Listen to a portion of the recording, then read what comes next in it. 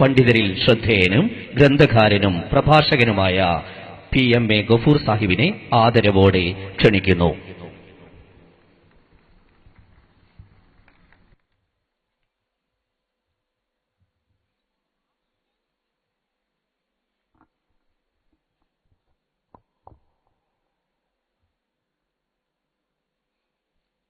ബിസ്മില്ലാഹിർ റഹ്മാനിർ റഹീം. അൽഹംദുലില്ലാഹി റബ്ബിൽ ആലമീൻ. നസല്ലി വനസല്ലിമു അലാ നബിയ്യിനാ മുഹമ്മദിൻ വആലിഹി വഅസ്ഹാബിഹി വസല്ലം. ഗുരുസ്ഥാനീയരായ പണ്ഡിതന്മാരും വളരെ പ്രിയമുള്ളവരും ഇരിക്കുന്ന ഈ സദസ്സിൽ വെച്ചിട്ട് ഞാൻ സംസാരിക്കേണ്ടത് ഒരു മഹാപ്രസ്ഥാനത്തെക്കുറിച്ചാണ്. ജമാഅത്തെ ഇസ്ലാമിയുടെ സ്ഥാപകനായ സയ്യിദ് മൗദൂദി റഹ്മത്തുള്ളാഹ് മരണപ്പെട്ടതിന് ശേഷം 3 വർഷങ്ങൾ കഴിഞ്ഞിട്ട് ഈ ലോകത്ത് ജനിച്ച ഒരാളാണ് ഞാൻ. അങ്ങനെ ഒരാൾ 3/4 നൂറ്റാണ്ടിലേറെ പഴക്കമുള്ള ഒരു മഹാപ്രസ്ഥാനത്തെ വിമർശനാത്മകമായി വായിക്കുക എന്നത് കുറച്ച് ഭീതിയുള്ളൊരു കാര്യമാണ്. സത്യം ബ്രൂഹി പ്രിയം ബ്രൂഹി മാ ബ്രൂഹി സത്യമപ്രിയം എന്ന് ഭാരതീയ ദർശനങ്ങളിലുണ്ട്. അപ്രിയമായ സത്യങ്ങൾ വിളിച്ചു പറയരുത് എന്ന്. എന്നെ കേൾക്കുന്ന ഈ മൈതാനത്തിന് ഉൾക്കൊള്ളാനാവാത്ത വിധം ഇവിടെ തിങ്ങിക്കൂടിയിട്ടുള്ള ഈ ജനസമുദ്രം ജമാഅത്തെ ഇസ്ലാമി എന്ന ഒരു വലിയ പ്രസ്ഥാനത്തെ നെഞ്ചോട് ചേർത്തവരാണ്. അവരുടെ ജീവിതങ്ങളിൽ, ജീവിതാനുഭവങ്ങളിൽ, അവരുടെ വീടകങ്ങളിൽ, അവരുടെ വൈയക്തികമായ സർവമേഖലകളിലും സാമൂഹികമായ സ്പന്ദനങ്ങളിലും ഒരു പ്രസ്ഥാനത്തെ അടയാളപ്പെടുത്താൻ ആഗ്രഹിക്കുന്നവരാണ്.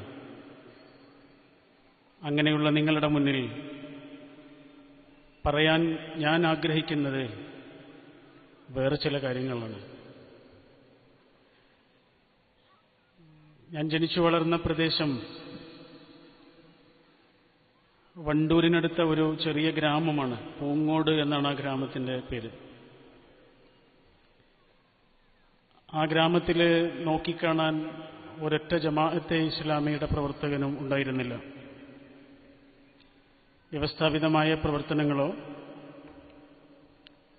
ശാഖയോ ഒന്നും അവിടെ ഉണ്ടായിരുന്നില്ല. രഹസ്യമായി അതിനെ അനുധാവനം ചെയ്യുന്ന ആളുകൾ ഉണ്ടായിട്ടുണ്ടാവാം. പിന്നീട് ജമാഅത്തെ ഇസ്ലാമി എന്ന പേര് ഇന്നും കേൾക്കുമ്പോൾ എൻ്റെ മനസ്സിലേക്ക് ഓടി വരുന്ന എൻ്റെ പ്രിയങ്കരനായൊരു സുഹൃത്തിൻ്റെ ചിത്രമുണ്ട്. ഞാനിത് പറയുമ്പോൾ എൻ്റെ ഉള്ളിലൊരു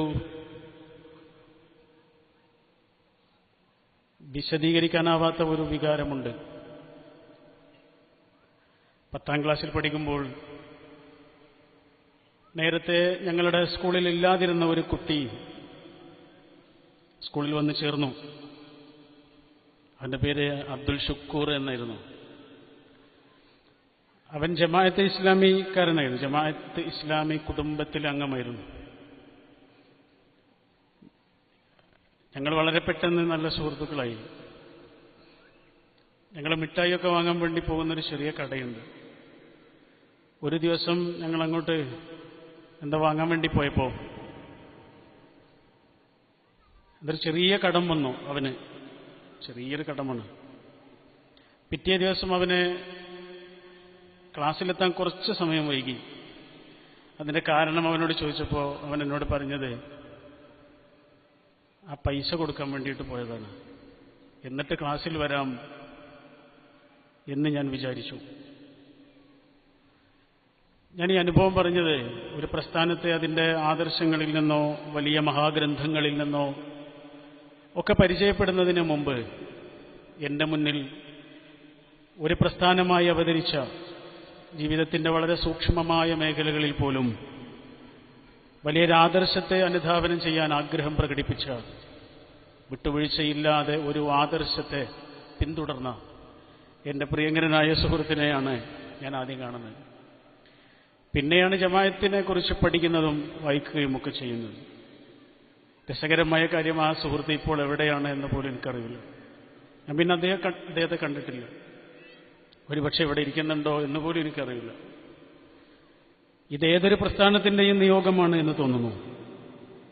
ആ പ്രസ്ഥാനത്തിന് ഈ സമൂഹത്തിൽ അവതരിപ്പിക്കുവാനുള്ളത് മഹാഗ്രന്ഥങ്ങളെക്കാളും വലിയ പ്രഭാഷണങ്ങളെക്കാളും ആ പ്രസ്ഥാനം എന്തൊരാദർശത്തെയാണോ ഈ സമൂഹത്തിന് പ്രൊപ്പഗേറ്റ് ചെയ്യുന്നത്, അതിന് ഒത്ത കുറെ മനുഷ്യരെ ഉണ്ടാക്കിയെടുക്കുക എന്നുള്ളതാണ്.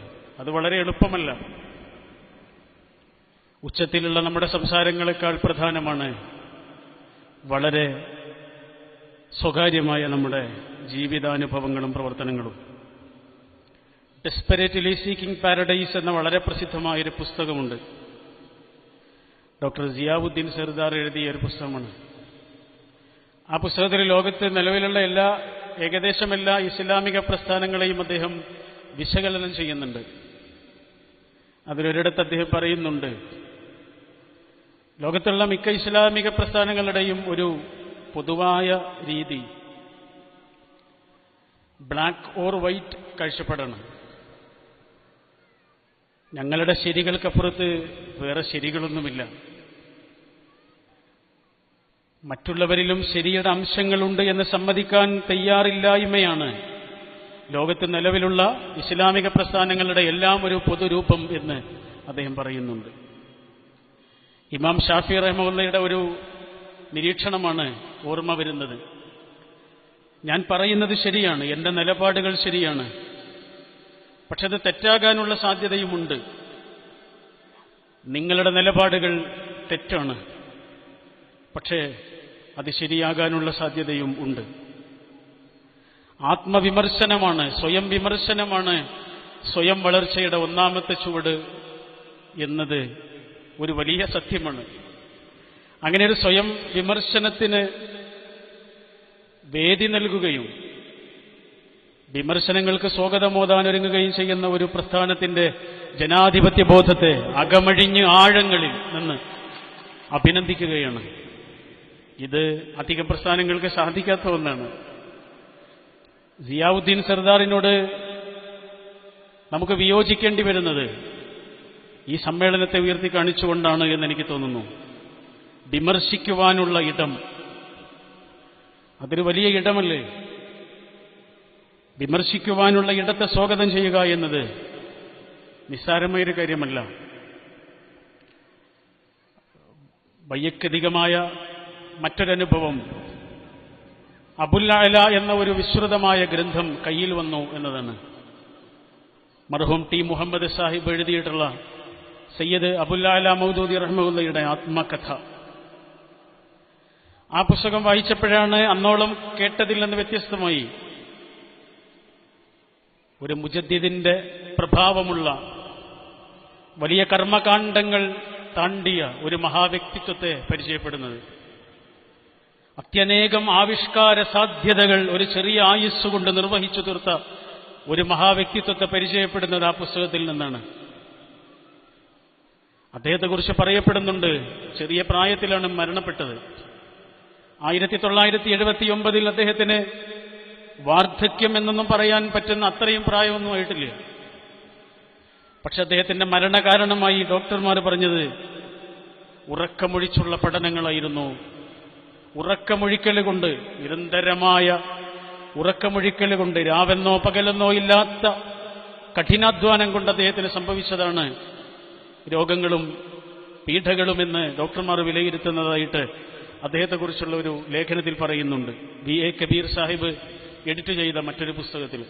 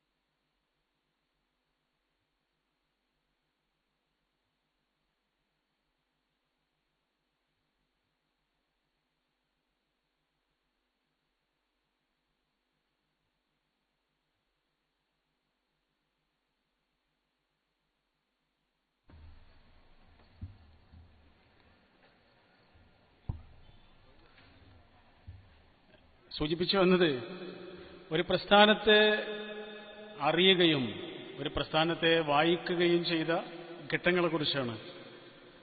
അബുൽ അഅ്ല എന്ന ആ പുസ്തകത്തിൽ നിന്ന് സയ്യിദ് മൗദൂദി റഹ്മത്തുള്ളാഹിയെ വായിക്കുന്നു. പിന്നെ കൈവന്ന ഒരു പ്രശസ്തമായ പുസ്തകം സീതാറാം യെച്ചൂരിയുടെ ഒരു ചെറിയ പുസ്തകമാണ്. ആ പുസ്തകം അദ്ദേഹം എഴുതിയത് തന്നെ സംഘപരിവാരും ജമാഅത്തെ ഇസ്ലാമിയും ഒരേ കള്ള നാണയത്തിന്റെ രണ്ട് പുറങ്ങളാണ് എന്ന് പറയാനാണ്. ഒരേ നാണയത്തിന്റെ രണ്ട് പുറങ്ങളല്ല, ഒരേ കള്ള നാണയത്തിന്റെ രണ്ട് പുറങ്ങളാണ് എന്ന് സൂചിപ്പിക്കുവാനാണ്. ആ പുസ്തകം എനിക്ക് തന്നത് പ്രിയങ്കരനായ ഹമീദ് ചേന്നമംഗലൂരാണ്. അദ്ദേഹത്തിൽ നിന്നാണ് ആ പുസ്തകം പരിചയപ്പെടുന്നത്. ഇങ്ങനെ യോജിച്ചും വിയോജിച്ചും ഉള്ള വായനകൾ, ചിലത് അതിവായന എന്ന് നിങ്ങൾക്ക് വിലയിരുത്താവുന്ന അത്തരം ഉള്ള സാധ്യതകൾ മനുഷ്യരുടെ ചെറുതും വലുതുമായ സർവ്വ കൂട്ടായ്മകൾക്കുമുണ്ടാകും. ആ വിയോജിപ്പുകൾ സാധ്യവുമാണ്. വിയോജിപ്പുകളെക്കുറിച്ച് പറയാൻ ഞാൻ ഈ വേദി ഉപയോഗപ്പെടുത്തുന്നില്ല. ഭരണഘടന അച്ചടിച്ച് വിതരണം ചെയ്യുന്ന ഒരു പ്രസ്ഥാനത്തിന് നിഗൂഢതകൾ ഉണ്ടാകുവാനുള്ള സാധ്യത കുറവാണല്ലോ. കാലഘട്ടങ്ങളുടെ ഇളകിയാട്ടങ്ങൾക്കനുസരിച്ച് സ്വയം പുതുക്കാനും നവീകരണക്ഷമമാകാനും തയ്യാറുള്ള ഒരു പ്രസ്ഥാനം തീർച്ചയായും അഭിനന്ദിക്കപ്പെടേണ്ടതുമാണല്ലോ. നേരത്തെ പ്രിയങ്കരനായ ഗുരുതുല്യനായ AR ഇവിടെ സൂചിപ്പിച്ചതുപോലെ ജനാധിപത്യത്തെക്കുറിച്ചുള്ള സയ്യിദ് മൗദൂദി റഹ്മത്തുള്ളാഹിയുടെ വിശകലനങ്ങൾ, അതിനോട് യോജിക്കാനും വിയോജിക്കുവാനുമുള്ള സ്വാതന്ത്ര്യം നമ്മുടേതാണ്. അതേസമയം ഇങ്ങനെയുള്ള ജാർഗണുകളോട് യോജിക്കാനും വിയോജിക്കുവാനുമുള്ള സ്വാതന്ത്ര്യം അദ്ദേഹത്തിനുമുണ്ടല്ലോ. അദ്ദേഹം അത് നിർവഹിച്ചിട്ടുണ്ട്. പക്ഷേ ഇന്ന് നിങ്ങൾ ആലോചിച്ചു നോക്കൂ, ജനാധിപത്യം നമ്മെ എത്രമാത്രം പേടിപ്പെടുത്തുന്നുണ്ട് എന്ന്. Democracy is the perverted form of policy എന്ന് ഒരു യവന ദാർശനികൻ പറഞ്ഞിട്ടുണ്ട്. ജനാധിപത്യം എന്നത് ഏറ്റവും വികലമാക്കപ്പെട്ട ഭരണക്രമത്തിന്റെ പേരാണ് എന്ന്. Democracy is the perverted form of policy. Hitler അധികാരത്തിൽ വന്നത് ഡെമോക്രസി കൊണ്ടല്ലേ? 51% വോട്ട് കിട്ടിയവൻ 49% വോട്ട് കിട്ടിയവനെ എങ്ങനെ പീഡിപ്പിക്കുവാനും എങ്ങനെ അടിച്ചമർത്തുവാനും എത്രമേൽ അവന് അടിച്ചൊതുക്കുവാനുമുള്ള ശ്രമങ്ങൾക്ക് അധികാരമുള്ളവനായി മാറുക എന്നതാണ് ജനാധിപത്യത്തിന്റെ ഏറ്റവും ലളിതമായ വ്യാഖ്യാനം. ഇങ്ങനെ ജനാധിപത്യത്തെ വിമർശിക്കുവാനുള്ള ഇടം നൽകുന്നതും ജനാധിപത്യം തന്നെയാണ്. ജനാധിപത്യത്തിൽ സാധ്യമാകുന്ന ഒന്നാണ് വിമർശിക്കുവാനുള്ള സ്വാതന്ത്ര്യം എന്നത് മറ്റൊരു കാര്യം. മറ്റൊന്ന് ദേശീയവാദത്തെക്കുറിച്ചുള്ള സയ്യിദ് മൗദൂദി റഹ്മത്തുള്ളാഹിയുടെ വിശകലനങ്ങളാണ്. നാഷണാലിറ്റിയെയും നാഷണലിസത്തെയും അദ്ദേഹം വിമർശന വിധേയമാക്കി അവതരിപ്പിക്കുന്നുണ്ട്. നാഷണാലിറ്റിയെ സർവാത്മന പിന്തുണക്കുകയും നാഷണലിസത്തിന്റെ അപകടങ്ങൾ വിശകലനം ചെയ്യുകയും ചെയ്യുന്നു. അദ്ദേഹത്തിന്റെ പ്രശസ്തമായൊരു പുസ്തകത്തിലെ ഒരു ഭാഗം, അതിൻ്റെ ഒരു ചെറിയ ഭാഗം വായിക്കുകയാണ്. ഞാനിത് വായിക്കുന്നത് സമീപകാല പശ്ചാത്തലത്തിൽ എത്രമേൽ പ്രവചനാത്മകമായ വിശകലനമാണ് അദ്ദേഹം നടത്തിയത് എന്ന് തോന്നിയതുകൊണ്ടാണ്. ഒരു സമുദായത്തിന്റെ മേൽ വേറൊരു സമുദായത്തിന്റെ സ്വേച്ഛാഭരണം അടിച്ചേൽപ്പിക്കുന്നത് യാതൊരു പ്രകാരത്തിലും സാധൂകരിക്കപ്പെടുകയില്ല. അതുകൊണ്ട് ദേശീയ സ്വാതന്ത്ര്യത്തിനോ ദേശസ്നേഹത്തിനോ ഒരിക്കലും നാം എതിരല്ല. വാസ്തവത്തിൽ ആക്ഷേപകരമായിട്ടുള്ളത് അല്ല, അധിക്ഷേപാർഹമായിട്ടുള്ളത് ദേശീയവാദം ആകുന്നു, നാഷണലിസം ആകുന്നു. ദേശീയ സ്വാർത്ഥത്തിന്റെ വേറൊരു പേരെന്നല്ലാതെ അതിന് മറ്റൊരു യാഥാർത്ഥ്യവുമില്ല തന്നെ. ഒരു സൊസൈറ്റിയിൽ സ്വാർത്ഥപൂജകനും സ്ഥാപിത താൽപര്യത്തിനു വേണ്ടി എന്തും ചെയ്യാൻ മടിക്കാത്തവനുമായ ഒരു വ്യക്തി ഉണ്ടാകുന്നത് ഒരു ശാപമാണെങ്കിൽ, ഒരു ഗ്രാമത്തിൽ സ്വന്തം ഗോത്ര താൽപര്യങ്ങളെ അന്ധമായി അനുകരിക്കുകയും ന്യായാന്യായ വിവേചനമന്യേ ഏതു മാർഗേണയും സ്വന്തം നന്മയ്ക്ക് വേണ്ടി പ്രവർത്തിക്കുകയും ചെയ്യുന്ന വ്യക്തികൾ ഉൾക്കൊണ്ട ഒരു ഗോത്രവുമുണ്ടാകുന്നത് ഒരു ശാപമാണെങ്കിൽ, ഒരു നാട്ടിൽ തങ്ങളുടെ വർഗപരമായ സ്വാർത്ഥ താൽപര്യങ്ങളിൽ മാത്രം ശ്രദ്ധിക്കുകയും ഇതരന്മാരുടെ ഗുണദോഷങ്ങളെ അഗണ്യമാക്കിക്കൊണ്ട് സ്വന്തം ലാഭങ്ങളുടെ പിന്നാലെ ഓടുകയും ചെയ്യുന്ന ഒരു വർഗമുണ്ടാകുന്നത് ഒരു ശാപമാണെങ്കിൽ മനുഷ്യത്വത്തിന്റെ വിശാല മേഖലയിൽ വെറും സ്വാർത്ഥംഭരികളായ ഒരു ജനതയുടെ അസ്തിത്വം എന്തുകൊണ്ടൊരു മഹാശാപമല്ല? ദേശീയവാദം എന്നത് വളരെ അപകടകരമാം വിധം വലിയ ഭീതിപ്പെടുത്തുന്ന ദൃശ്യങ്ങൾ ഓരോ ദിവസവും നമ്മുടെ മുന്നിൽ അവതരിപ്പിച്ചുകൊണ്ടിരിക്കുകയാണ്.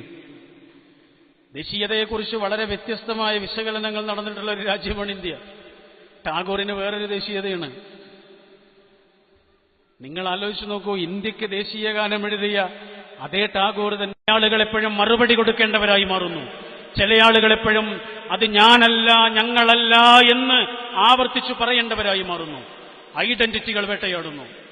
അവിടെയാണ് വിയോജിപ്പുകൾക്കപ്പുറത്ത് യോജിപ്പിന്റെ തലങ്ങളെ, പ്രസ്ഥാനങ്ങൾ അന്വേഷിക്കേണ്ടത്. യോജിക്കാവുന്ന മേഖലകളിൽ യോജിക്കുകയും വിയോജിക്കാവുന്ന മേഖലകളിൽ വിയോജിക്കുകയും ചെയ്യുക എന്നത് ഒരു പഴയ മുദ്രാവാക്യമാണ്. ആ മുദ്രാവാക്യം ഇനി നമുക്ക് ആവശ്യമില്ല. യോജിക്കാവുന്ന മേഖലകളിൽ യോജിക്കുകയും വിയോജിക്കാവുന്ന മേഖലകളിൽ എത്ര കണ്ട് യോജിക്കുവാനുള്ള സാധ്യതകളുണ്ട് എന്ന അന്വേഷണങ്ങൾക്കാണ് ഇന്ന് പ്രസക്തിയുള്ളത് എന്ന് മാത്രം പറഞ്ഞുകൊണ്ട് ഒരു പുസ്തകം നിങ്ങൾക്ക് പരിചയപ്പെടുത്താനുള്ള സമയം എനിക്ക് അനുവദിക്കണം എന്നുകൂടി അപേക്ഷിച്ച് ഞാൻ എന്റെ വാക്കുകൾ ചുരുക്കും.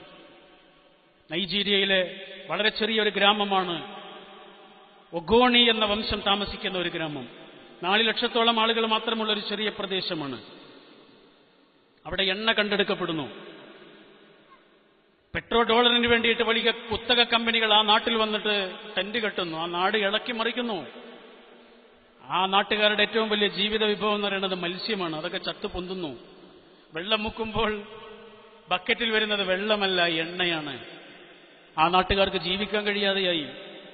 ആ നാട്ടുകാരെ അവിടെ നിന്നുള്ള ഒരാൾ സമരത്തിലേക്ക് വിളിക്കുകയാണ്. ഒരു കോളേജ് അധ്യാപകൻ, കവി, എഴുത്തുകാരൻ. അദ്ദേഹം ആ നാട്ടുകാരുടെ ഒരു വിമോചന പോരാളിയായി മാറുകയാണ്. കെൻ സരോവിബ.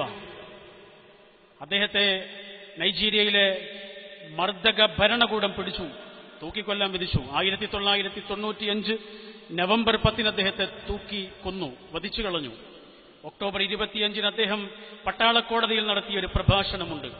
ആ പ്രഭാഷണമാണ് മൈ സ്റ്റോറി എന്ന പേരിൽ പുസ്തകമായി പുറത്തിറങ്ങുകയും ലോകമെങ്ങുമുള്ള മനുഷ്യാവകാശ പോരാളികളുടെ ഊർജവും ആവേശവുമായി മാറുകയും ചെയ്ത ഈ പുസ്തകം അദ്ദേഹത്തിന്റെ പ്രഭാഷണമാണ്. ആ പ്രഭാഷണത്തിന്റെ അവസാനം ഇങ്ങനെയാണ്.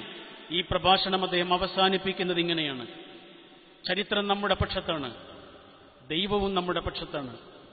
വിശുദ്ധ ഖുർആൻ അധ്യായം 42 41 വാക്യത്തിൽ പറയുന്നു, ജനങ്ങളോട് അനീതി കാണിക്കുകയും ന്യായമില്ലാതെ ഭൂമിയിൽ അതിക്രമം പ്രവർത്തിക്കുകയും ചെയ്യുന്നവർക്കെതിരെ കുറ്റം ചുമത്തപ്പെടുക തന്നെ ചെയ്യും. അള്ളാഹുവിൽ നിന്നും കാഠിന്യമുള്ള ശിക്ഷയുള്ളതും അത്തരക്കാർക്കാകുന്നു. ആ സുദിനം വന്നു ചേരട്ടെ. വലമൻ ഇൻതസറ ബഅദ ദാലിക ഫഉലൈക മാ അലൈഹിം മിൻ സബീൽ. നാവറുക്കപ്പെട്ടവന്റെ നാവായും ആട്ടിയകറ്റപ്പെട്ടവന്റെ അഭയമായി മാറുവാനും ഈ മഹാപ്രസ്ഥാനത്തിന് ഇനിയും സാധിക്കട്ടെ എന്ന് മനസ്സിന്റെ ആഴങ്ങളിൽ നിന്ന് പ്രാർത്ഥനകൾ നേർന്ന് നിങ്ങൾക്ക് നന്ദി അർപ്പിച്ച വാക്കുകൾ ചുരുക്കുന്നു. വൽഹംദുലില്ലാഹി റബ്ബിൽ ആലമീൻ. വസ്സലാമു അലൈക്കും. തെളിമയും പ്രസരിപ്പുമുള്ള ചിന്തകൾ കൊണ്ട് കാലത്തിന്റെ ചുവരെഴുത്തുകൾ വായിക്കാൻ ആഹ്വാനം ചെയ്ത യുവ പണ്ഡിതൻ PMA ഗഫൂറിന് ഞങ്ങളുടെ അഗൈധവമായ